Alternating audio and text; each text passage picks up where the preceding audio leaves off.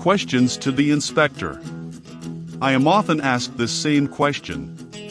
I thought I would put it out here just in case it could help someone. Question. Mr. Inspector, what is the problem with cracks on the outside walls of my home? Cracks in the exterior walls of a home can potentially be a problem, depending on the size and location of the cracks and the cause of the cracking. Some common problems that can be caused by cracks in exterior walls include water infiltration. If the cracks in the exterior walls allow water to enter the building, it can cause moisture damage to the interior walls and structures. This can lead to rot, mold growth, and other issues.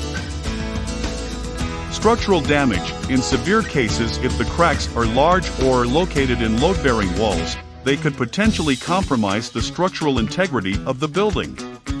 This could lead to further damage or even a collapse.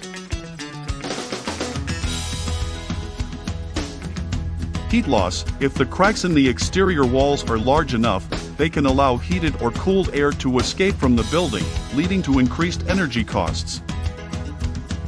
Aesthetics. Cracks in the exterior walls of a building can also affect its appearance and potentially decrease its value. It is important to address any cracks in the exterior walls of a home as soon as possible to prevent these issues from occurring.